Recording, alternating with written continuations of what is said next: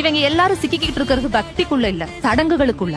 சடங்குகள் அப்படிங்கறது பாத்தீங்க அப்படின்னு சொன்னா, ஒண்ணு அது ஒரு சுயலாபத்துக்கு பின்னாடி இருக்கக்கூடிய விஷயமா இருக்கும். இப்ப நம்ம மதர்ஸ் டே, ஃபாதர்ஸ் டே எல்லாம் பாத்தீங்கன்னா ஒரு வியாபாரத்துக்கு பின்னாடி இருக்கக்கூடிய விஷயங்களா இருக்கும். அந்த மாதிரி இவங்களுடைய சடங்குகள் எல்லாத்துக்கும் பின்னாடி என்ன இருக்கும்னா, ஒரு பெண் தெளிவடைய கூடாது, அவளுக்கு எந்த மீனிங் தேவையில்லை, அவ இத மெஷின் மாதிரி கடத்திக்கிட்டே இருக்கணும் பரம்பரையா. என் மாமியாருக்கு 80 வயசு ஆகுது சார், எனக்கு கல்யாணம் 16 வருஷம் ஆகுது, ஒன்னாதான் இருக்கும். என்னோட 3 நாத்தனார் பக்கத்துலதான் இருக்காங்க. ஒரு பண்டிகைக்கு மினிமம் 15 பட்சணம் பண்ணுவாங்க சார்.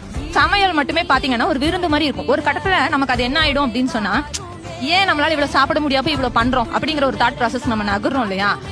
இந்த மாதிரியான எந்த கேள்விகளுக்குமே அவங்க கிட்ட பதில் இருக்காது. அவங்கள நான் யாரையுமே தப்பு சொல்லல, they are also trained. கடவுள் இருக்கு நான் என் குழந்தைக்கு சொல்லி தரக்கூடாது, அதே போல கடவுள் இல்லைன்னு நான் என் குழந்தைக்கு சொல்லி தரக்கூடாது.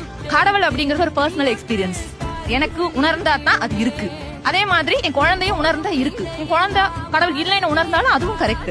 பட் நம்ம டிசிப்ளின் சொல்லி கொடுக்கறது மூலமா, how you deal with people அப்படின்னு சொல்லி தரது மூலமா, அந்த குழந்தைங்களை நல்ல சிட்டிசனா உருவாக்குறது மூலமா இங்க எல்லாமே ஸ்மூத் ஆகும். எனக்கு கடவுள் நம்பிக்கை இல்லைன்னு சொன்னப்ப வீடு அஜிடேட் ஆகல, நெவர் அஜிடேட்டட். எல்லாரும் ஓகேமா, அது உன்னுடைய நம்பிக்கை, உன்னுடைய விஷயம், நீ என்ன ஃபோர்ஸ் பண்ணவே மாட்டாங்க சார். அவங்க முதல்ல சொல்லிட்டாங்க அவன் நம்பிக்கை இல்லைன்னு சொல்லிட்டா, நான் அதுல தலையிடல.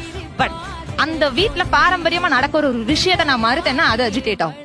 இந்த இடத்த நீங்க நல்லா புரிஞ்சுக்கணும். நீ கடவுள் கும்பிடாத, அதை பத்தி எனக்கு ப்ராப்ளம் இல்ல. நீ என் டைட்டட் சர்ச்சுக்கு வரணும், நீ எனக்கு 5 வேளை தொழுகணும். என்னுடைய பழக்கம்